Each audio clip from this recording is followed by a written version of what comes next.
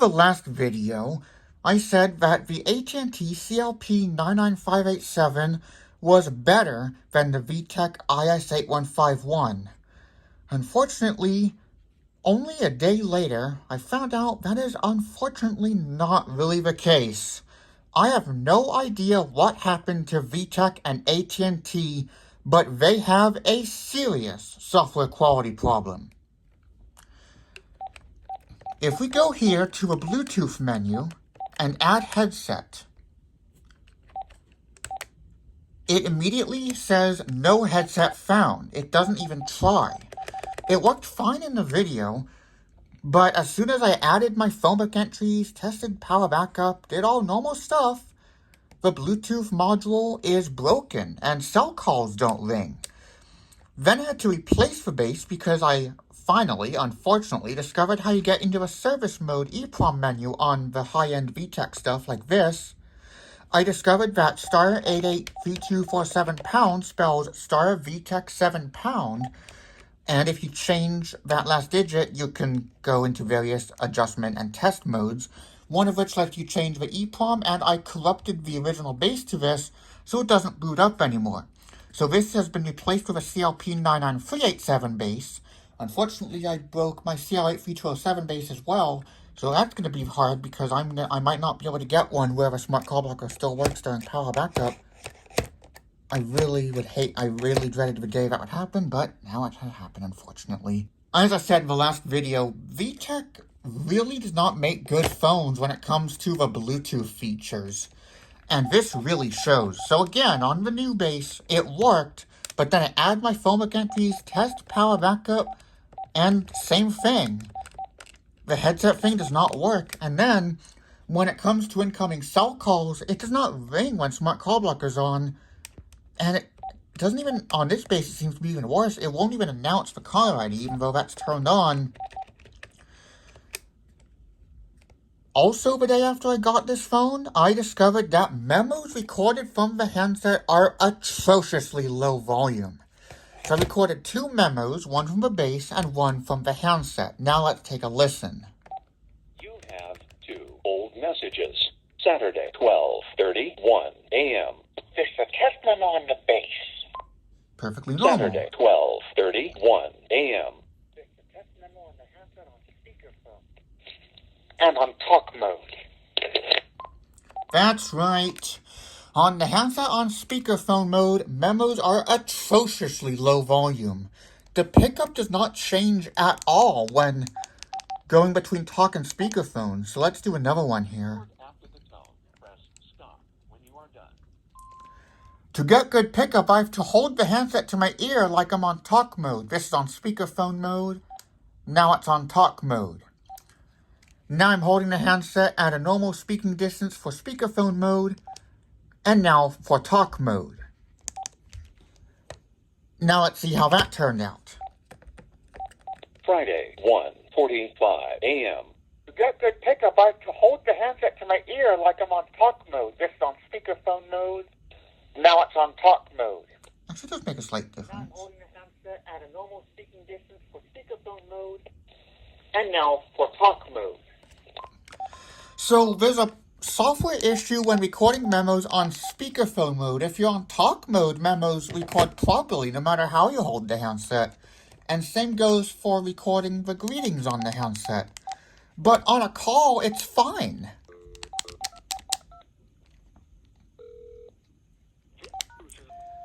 This is clearly a software issue because on the call it works fine.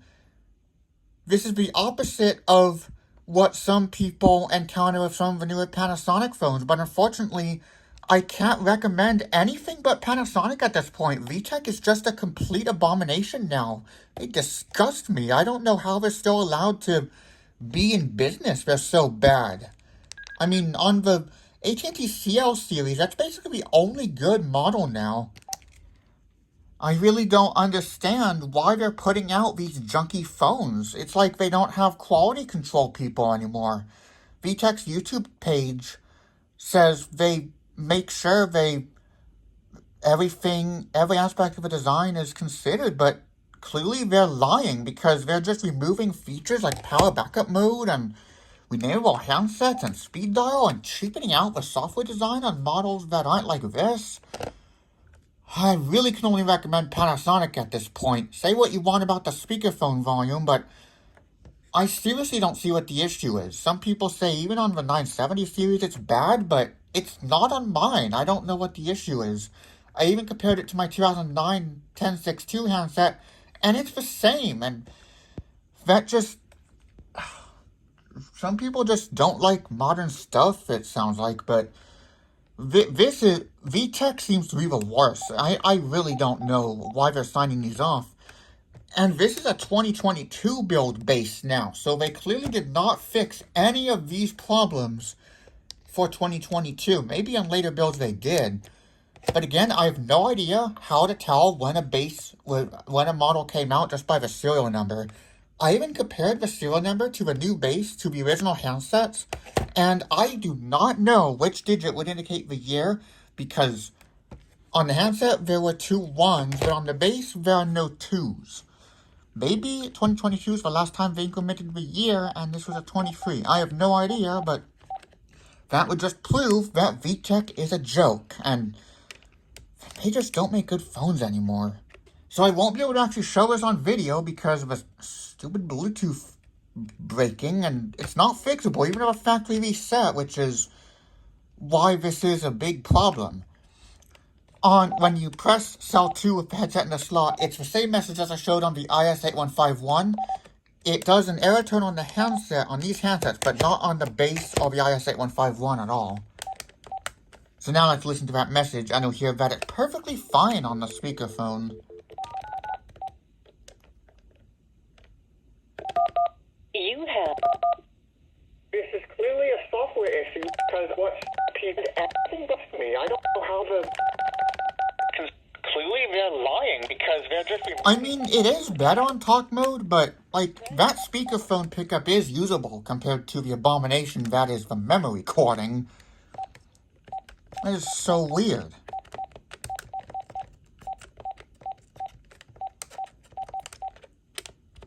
Vtech and AT&T, if you're watching this, please make your phones better. I cannot recommend Vtech and AT&T phones anymore. I have only recommended an AT&T phone twice in my life. Once to my grandparents, since they have AT&T phones now, but I'm recommending they get one with smart call blocker, because that's the latest and greatest feature, call block pre-screening. And then, once to some friends of ours who live in a designer home, where a designer phone would be perfect. Although, now that's beside the point, because last night they revealed they ditched their phone. They were on VoIP already, so I don't know why they would ditch their phone if they're already on modern infrastructure. I'll never understand that. But since Panasonic abandoned designer phones like this, the only option for people who want premium click-feel buttons and power backup is to get these AT&T and Vtech phones, but that was before I really knew how bad they were. This was 2021, and from 2022 to present, I'm finding out just how bad they've gotten. I really don't know what's been going on. It's just so bad. Maybe they improved it on newer builds, but I have no idea. I'm not replacing this just for that, and I was contemplating doing that, but now I'm glad I didn't, because having to replace it for the EEPROM corruption, I discovered that even this replacement has that problem, so it seems like it's a bad batch or something. But in the HSN videos, they've all worked fine. Maybe, I forget now if the link to cell was demonstrated before power backup, but it could be something about power backup, which could explain why they don't have it on the link to cell models anymore, but that at the same time also doesn't explain it because, just make your phones better. I don't understand why you're discontinuing model just because they had bugs. Like, they didn't before. Like, I'm sure that the initial release of this model was okay. And by the way you can tell is they actually did make a change when they introduced the current logo. They removed the web address option, and the CL series still has it up until 2023, where the Bluetooth cell phone linking models don't have it. Same with the 2015 updated in 2024. That no longer has the logo, the text either. Very weird. And of course, the phone book on the cell line, that's been an issue widely reported. I don't know why they won't fix that. Now I have to wonder if the IS8151 had a similar problems, because both those bases were used. This was new open box, so this base was never used. So I don't know if the Bluetooth issue I talked about on the IS8151 would have been like that out of a box, or again, if they fixed it on newer builds. But these just aren't good phones anymore.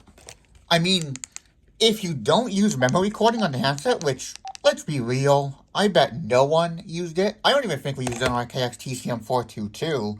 Otherwise, we would have been disappointed that our phones after lacked it. And if you don't use the cell lines, but come on now, the cell line is basically the whole reason the CLP models exist, then this is a pretty good model. It's very hotel-like, and smart call blocker is pretty slick, and power backup is pretty nice. But for Bluetooth, which is the whole point of the CLP models, it's just a complete joke. It's worse than I thought. If you want Bluetooth, Panasonic's the only way to go. And worse, they discontinued the Connect to Cell app in 2019 or 20, but they still advertise it in the manuals for the latest 2024 models, which of course do not have power backup, do not have this software design, do not have speed dial, do not have enableable handsets, have the star 7890 pound menu, which combines the break the phone menu with the deregister handset without the base option. See, that's why those models are worse than these, because you don't have to go into that menu, that danger zone menu, to deregister the handset without the base, but on this model you don't, but on those models you do. What a joke. If you must get an AT&T or Vtech phone, the CL series is all I can recommend. Otherwise, Panasonic all the way. I have never experienced the issues people have talked about on the newer models. I just, if you don't like the new Panasonic phones, I have no recommendations left for you. Vtech and AT&T are basically the only ones left. Gigaset is very expensive and doesn't even have place on base power backup or shared phone book, which is weird. So there's basically no good cordless phones left in this world, which is a shame. But if you want a phone, a hotel-like cordless phone, Vtech phones are still good for that, but that's basically all they're good for now. I also forgot to mention that I was just as sloppy as Vtech in part 1 of this video. When I was getting ready to release it, I was starting to upload it. Then I discovered that I realized, listening closely, that they do in fact say this is the name residence in the greeting it came to me with. And I cut the name part out, but forgot to cut out the part where I said I wasn't going to cut it out. I just put a comment in the video instead. Sloppy editing for a video of what appears to be a sloppy phone. I really wanted to like this model. I've been wanting this since it came out, and it's a beautiful design that it just seems to be worse. Even though it's AT&T branded, it's just as bad as if it were Vtech branded. So that's really disappointing.